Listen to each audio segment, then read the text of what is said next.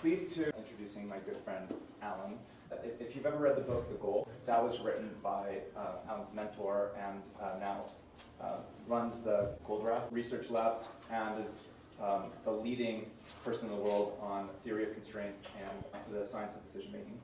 And I've learned a lot through the years getting to know Alan and incredible speaker. You're in for a treat. And I've borrowed a lot of your thinking principles within my own. Thank you, first of all, for the invitation. It's an incredible honor to be here.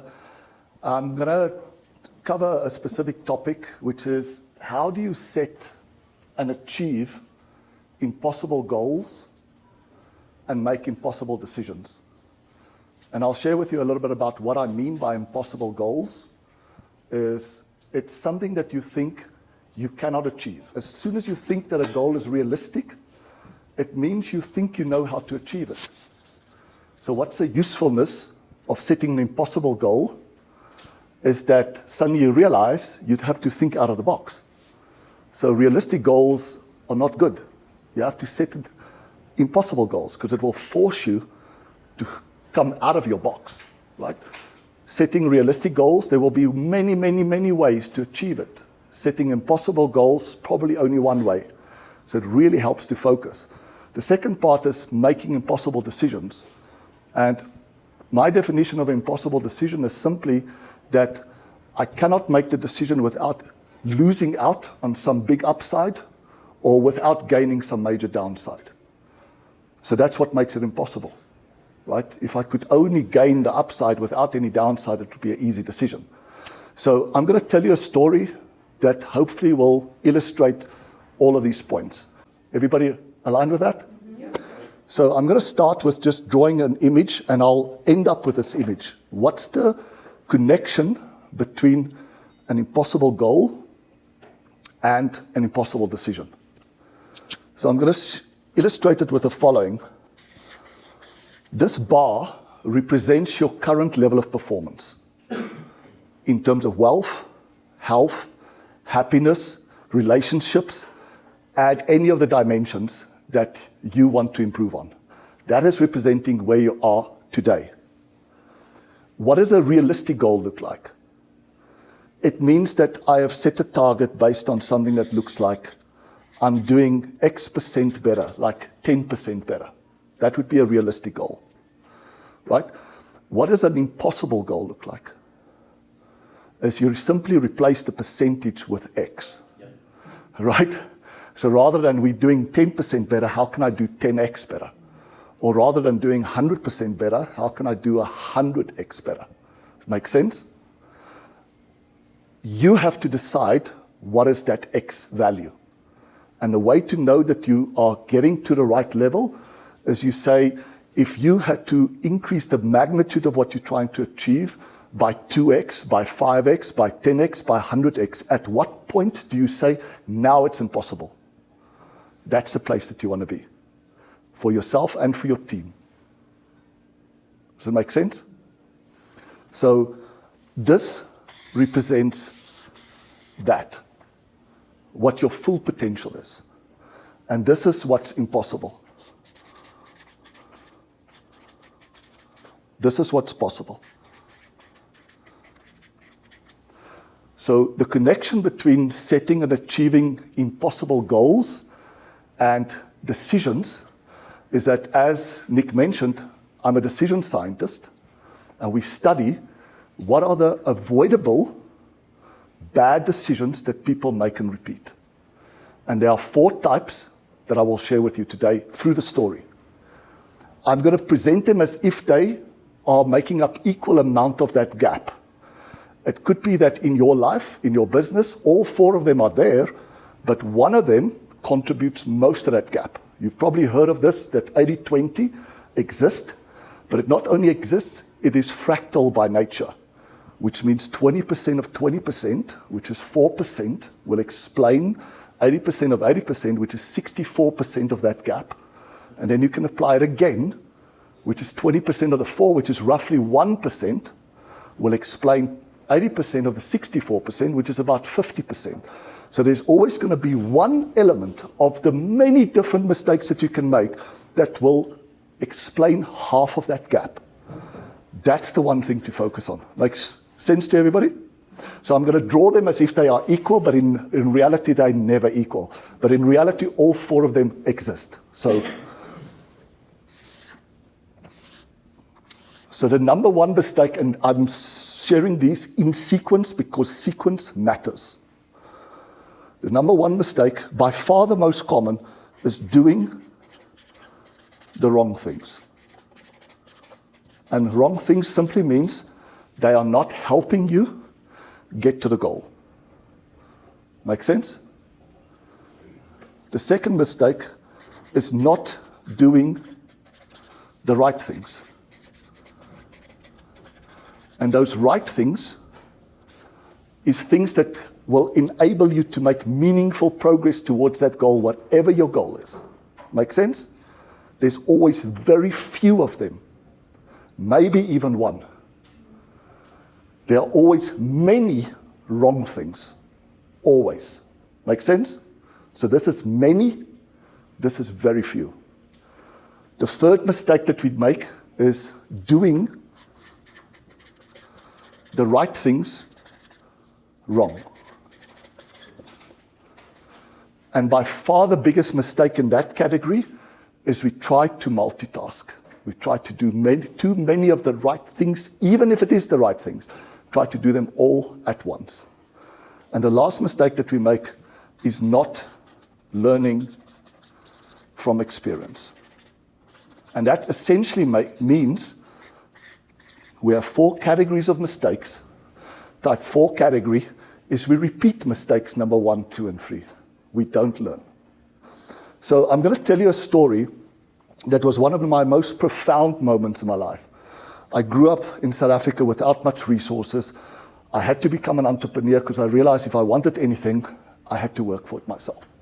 So from about 10 years old, I was mowing the lawn, delivering newspapers, selling things, anything to make enough money so I could afford to have shoes for the sports that I wanted to practice, to be able to afford a bicycle, later on to afford a motorcycle, etc. And I grew up with an amazing grandfather that encouraged me to have very high expectations of myself. And he said the highest expectation you could possibly have of yourself is to make one unique contribution in the world that would leave the place a little bit better off. Just one. And he gave me a book to read called The Marquis Who's Who. I don't know if any of you have seen it. It was in the days of encyclopedias, thick book. And it was basically a list of bios of the most successful people in every field in the world. He gave that to me at the age of 10 and asked me to read it and tell him what I'm noticing.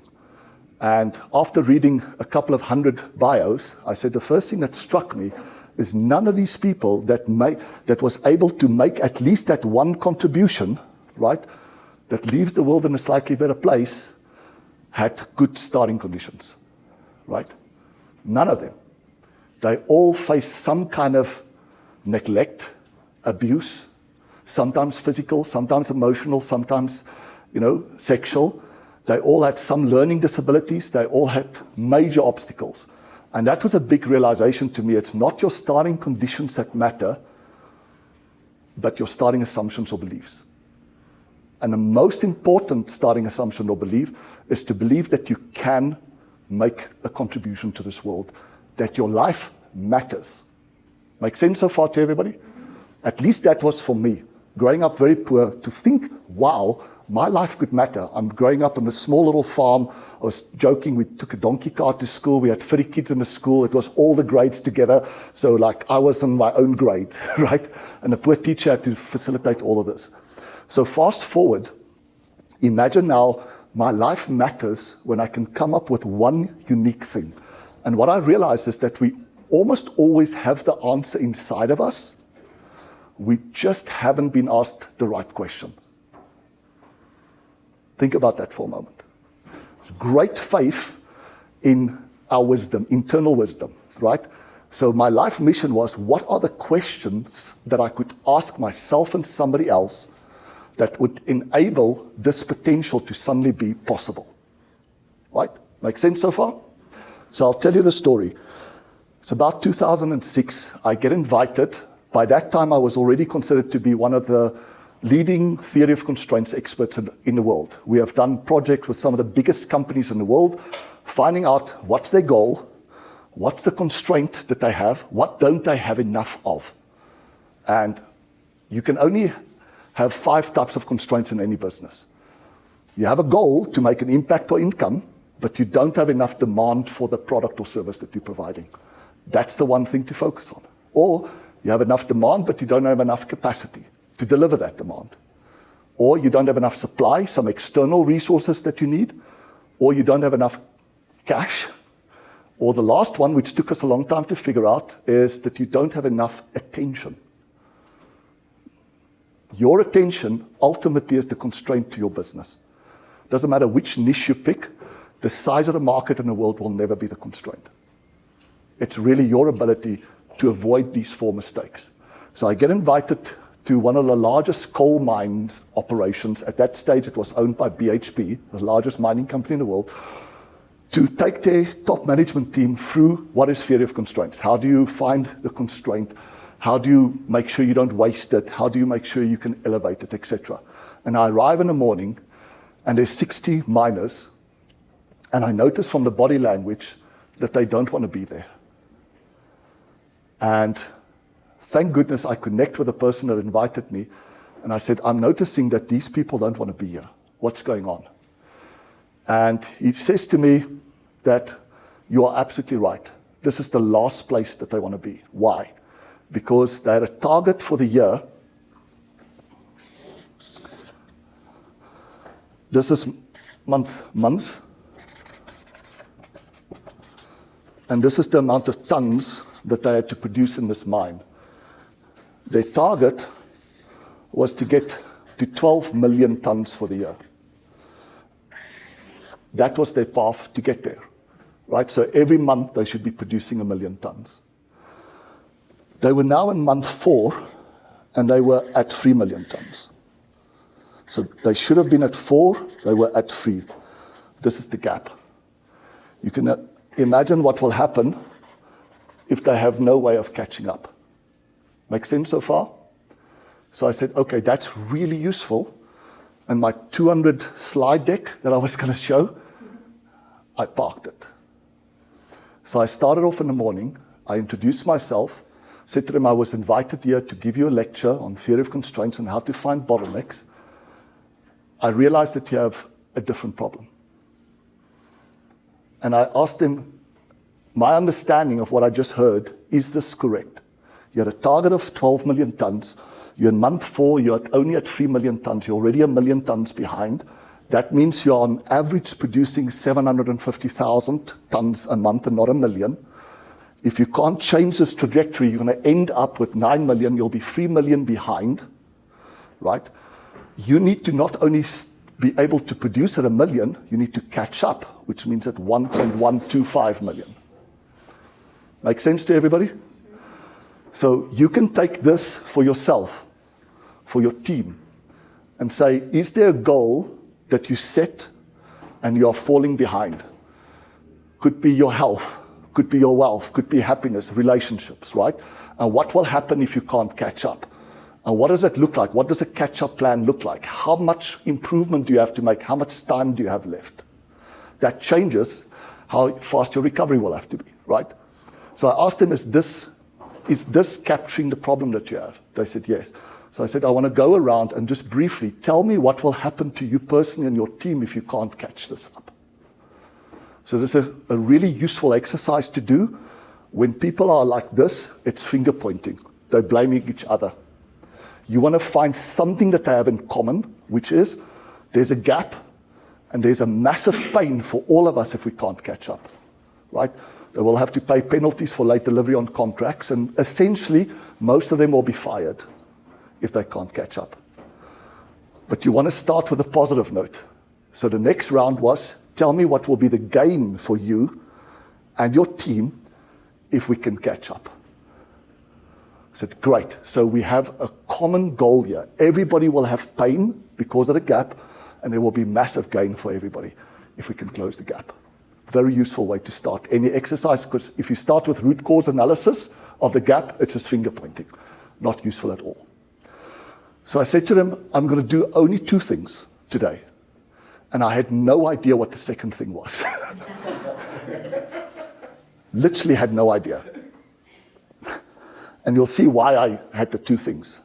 So I said to them, what I want you to do is, we had some flip charts around. I want you to take flip charts, so put yourself in little teams, take a flip chart, and at the top write down the initiative that is currently consuming your budget and your attention, your and your team's attention. Those are the 2 scarce resources, right? From an internal perspective. There were 60 people in the room. When they got to 100, I stopped them. So stuck on the walls, all these 100 initiatives. And I said, okay, now I'm going to ask you a question that's really a quick in the groin. It's going to hurt, but it's necessary to ask you the question. So I want to go right down on each of those flip charts at the bottom, how many more tons will it give you if you solve that problem, if you were successful in delivering that?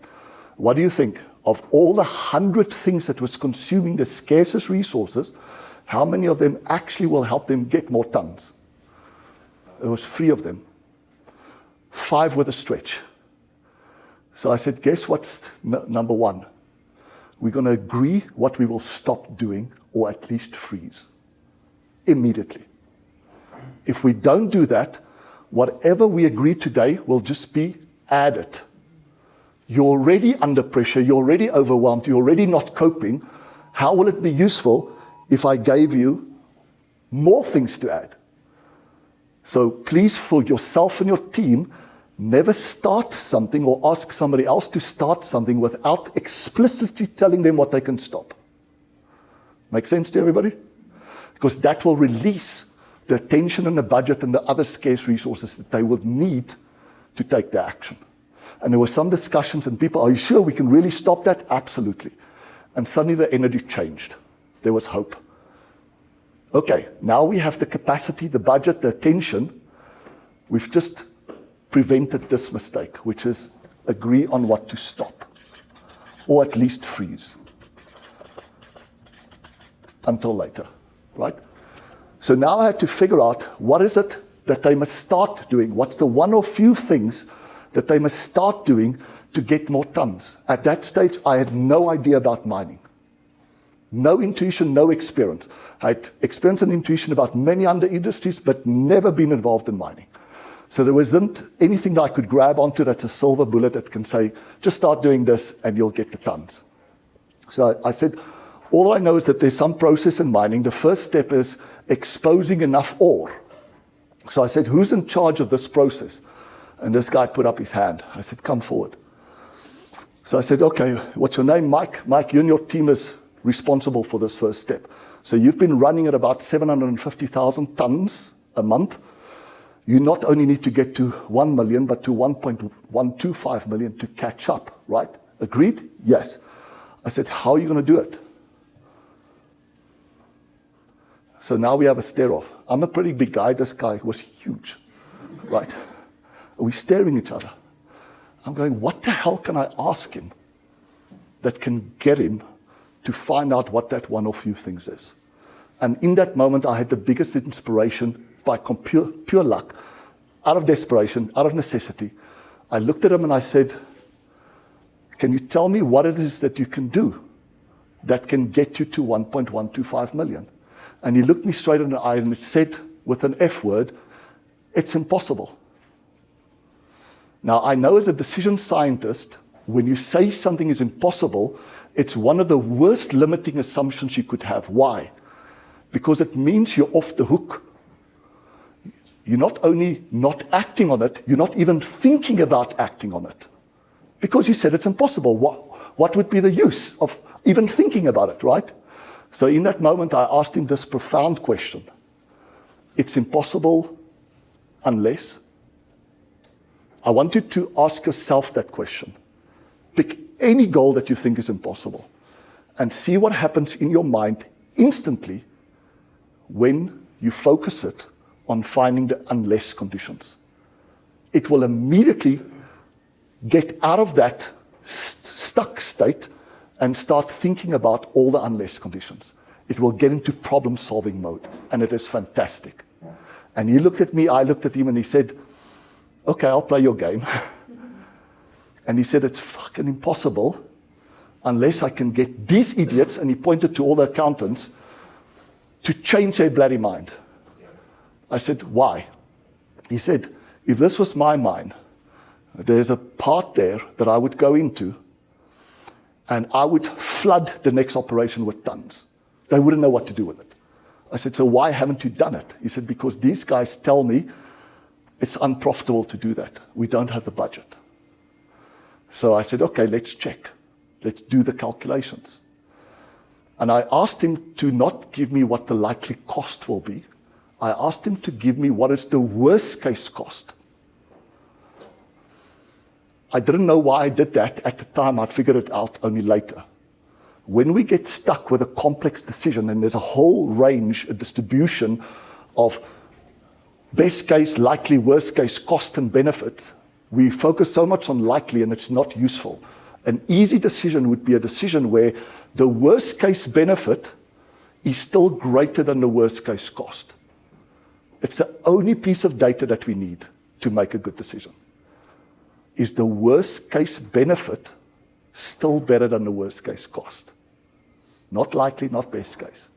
Turns out people intuitively are pretty good at estimating worst case. So I said, give me the worst case. He said, I'm going to hire all these pieces of earth-moving equipment. I'm going to go in there with my team. I said, okay, tell me worst case cost. He says, it could be as high as $5 million. I said, okay, let's do the numbers together. Worst case, how much more will you get? And he said, worst case, somewhere around 1.1 million. At $100 per ton, right? That's $100 million of additional throughput for the business. At 5 million, that's it. So I turned to the accountants. I said, would you approve that decision? Would you be willing to spend 5 million to get 100 million? It was approved on the spot. Because we focused on worst case. Does it make sense to everybody? Right? And then I said, okay, let's go again. It's impossible unless. What are the other unless conditions? And I simply repeated that exercise with each of the team leaders for each of those 5 steps. We came up with a plan that would give us 15. We had a 3 million ton buffer. You always need a buffer, right? Because in reality, things will go wrong. I wanted the worst case outcome to be 12 million, right? The best case outcome was around 18. The likely was about 15. And then I asked them to repeat that with their team. Because there are things that the team knows that they don't. And what we found out very commonly is if I think I'm going to get a no, do you think I will even propose the idea? No. It's like, if I think something is impossible, will I even think about achieving it? No. So there are incredible ideas and breakthroughs sitting at these lower levels that nobody has ever created a safe enough environment for them to even suggest it, right? So they repeated that exercise after we went. But at that part of the workshop, we had now said, what are these few things that you must start that can get you not just to the target, but above it with a buffer? So we've covered 2 of the mistakes. These are the many things we're going to immediately stop doing. So it releases the scarce resources that we need. These are a few things that we're not just going to start on, but double down. Right? Give the stuff our full attention, give it our full budget to get the best possible outcome in the world. And then the third mistake was, now we have a few things that we can do, but we can still do them in the wrong way. And I'll just briefly share with you what is the way to do something in the wrong way. I have 3 things to do. A, B, C. There's only 2 ways I can do them. One is that I can do this A, B, C, A, B, C, A, B, C. Right? Multitasking. I do a little bit of A, I switch over to B, I switch over to C, I go back to A, etc. And I keep doing that until I'm completed. That's how most of us intuitively do things, because we're not clear on a priority. Everybody says the thing is most important, so we try to be fair. But what happens in this case is, if I just done this, so when would I have completed A? Here. In multitasking, even without any task switching cost, I would have completed A there. Do you see? B, I would have completed here. There, I would have completed it there. C there. With real life, every time I switch, there's a switching cost. This will take double the amount of time. Right? That is why multitasking is so bad. Everything takes longer, you get much less done, and the quality sucks because you're all over the place. So the third mistake, going back here, is once you've got the few right things to do them one by one. Focus and finish. And then we put in them to say, as soon as we start, we go get feedback. How do we learn? Not from experience, because we don't learn from experience. We learn from experiments. So how do we set each of these up as an experiment? So that's what I want to leave you with, is how do you set and achieve these impossible goals, and how do you make these impossible decisions, is with this very simple process. Take the goal. If it's realistic, push it, increase the magnitude or reduce the time until everybody agrees, now it's impossible. See how big the gap is. Ask them to explain the pain of not closing the gap and the gain of closing it. So there's complete alignment that everybody will lose if we don't do it, everybody will gain if we do it. And then ask them, it's impossible unless. We basically caught up, we ended up at about 12.5 million tons. It was the biggest bonuses that had ever been paid out to all the employees. But the important part was at that end, that day, people were energized. Because first of all, they get the energy from, we're actually going to stop all these things that don't matter, but waste our limited attention and budget. They were energized by looking at what are the things that can actually work. People for the first time listened to me, and I was able to get a decision right there because we compared the worst case cost with the worst case benefit. And it just made sense. And then it's to say, okay, we're going to do them one at a time. Because as soon as you start multitasking, you get overwhelmed again. And then here's how we're going to do them, one experiment at a time, focus and finish, with fast feedback to learn from. Yeah, so story, who of you have read Why 10x is Easier Than 2x, right? So you might have noticed my name appears in that book a few times. And the reason is Ben said that I helped inspire the book. I was being interviewed by Joe Polish on the Genius Network stage. And as we were setting up, he said, while we're setting up, he just asked everybody in the network to say, write down 3 ways that you can improve your profitability by 10%. And people were working, and then we finally set up, and he turned to me and he said, Dr. Barnard, what do you think about my question? And I said, Joe, I'm sorry, but it's a really bad question. And he said, what do you mean? I said, how many ways are there that you can improve the profitability of a company by 10%? And I gave an example. I said, if you have a company with sales of 100, a net profit of 5, a 1% increase in the average selling price, all of that will drop to the bottom line. So it'll go from 5 to 6. That's a 20% increase in net profit for just a 1% change in the average selling price. So how many ways are there to improve by 10%? Many, right? More is less. Less is more. If you said, can you think of one way to get to 10x? That's a useful question, because there's probably only one or very few ways of getting there. And that's where the inspiration of the book came from. Yeah. So if you started off, if they don't have a goal, I would say, what's your target? Do you think it's realistic? And I say yes. Then they say, okay, as long as you think it's realistic, you think you know how to achieve it. We want you to think out of the box. How can we increase the magnitude or reduce the time for ourselves? Until everybody now says, now it's impossible. They say, great. This is the reason why we want to make it impossible, because the next question is, it's impossible unless. And the answer to that question is the conditions that will make the impossible possible. No more. Thank you so much.